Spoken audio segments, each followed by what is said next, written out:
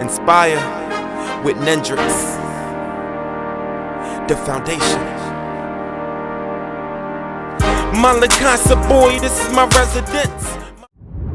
Hey, Embracing Arms community, this is Dr. Danielle Harrison. I'm coming back to you with another 5-minute quickie. Hope everything's going well in your neck of the woods.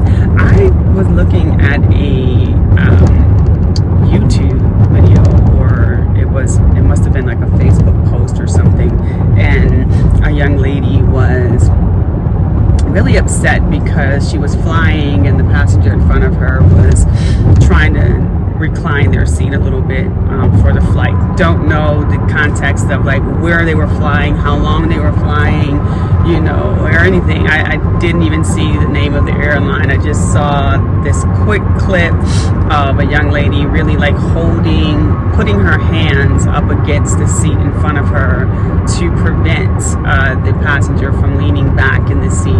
And the passengers, it sounded like they were trying to understand what her problem was. And the passenger who was trying to prevent the reclining kept saying, just respect the people behind you. Respect the people behind you. That's what I'm asking. Respect the people behind you. And of course, I'm thinking like, the seats are designed to recline. And from all the flights that I've been on, they're designed to recline in such a way that it does not impact the comfort of the person behind you, and it does not impact your ability to open up your tray and eat. Doesn't impact your ability to look at your monitor if there's one mounted on the back of that seat. And so I was really taken aback that this young lady, she seemed to be a young lady, couldn't tell, was really upset that the passenger in front of her was trying to recline the seat. Now, quite frankly, whenever I'm purchasing a ticket to fly somewhere, I'm looking at all of the amenities that come with the ticket. Is this particular seat, you know, is there leg room? Can I recline my seat? Is there ways for me to charge my phone? Am I getting a window seat, middle seat, or an aisle seat? Is this flight fully, you know, are they going to provide meals and drinks and things like that? Is it a cashless flight? Like, I want to know those things before I cut this check. And so once I do that, then my expectation is that all of those things that are listed associated with this ticket, I'm going to be able to utilize. And if I have an issue with someone reclining back on me, or if I have an issue with having two people riding side by side me, or if I have an issue with the size of my seat or my leg room, I'm going to consider business class or first class. And if I can't afford business class or first class, then chances are I might have to just take an L and, you know, be in those seats and just deal with whatever.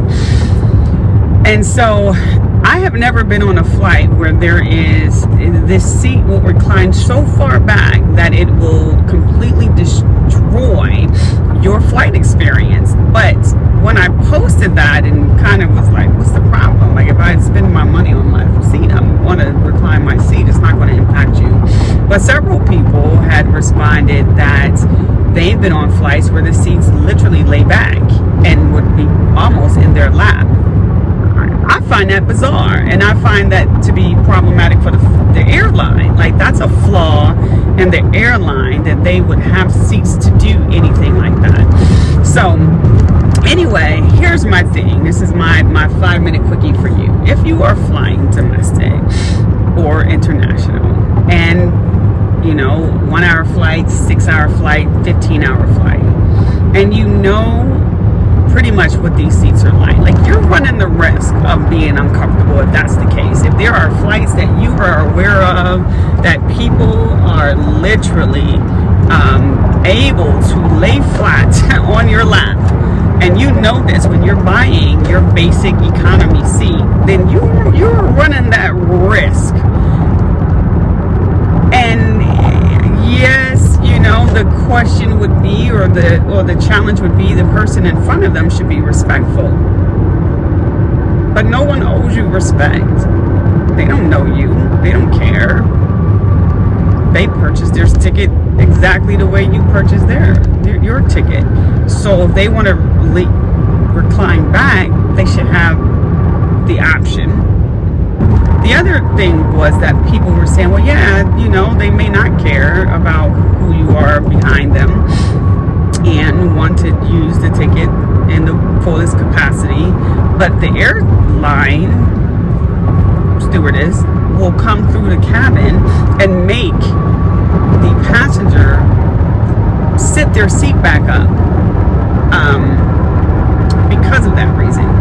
And in my opinion, if you are an employee of the airline and you are preventing a customer from using the amenities of which they're paid for, then that is a flaw in the business. It's the flaw of the airline to fix that problem and to change those options on the website so that customers understand that that's not a given. So something has to happen. We should not just automatically assume that everyone's going to be graceful. Everyone's going to consider you. Everyone's going to care that you might be inconvenient if their seats are laid back. I mean, it is what it is. And give me your feedback on what you think about that. Like, comment, and subscribe. But give me your feedback on what you think about that situation. I personally would not do that. I wouldn't do that if I felt like my seat was like impinging on someone's comfort. But there are people who are like, listen, I paid for this ticket. I'm going to do what I'm going to do, and you're just going to have to take it up with the corporation. Like, comment, and subscribe. Give me some feedback on what you think about that.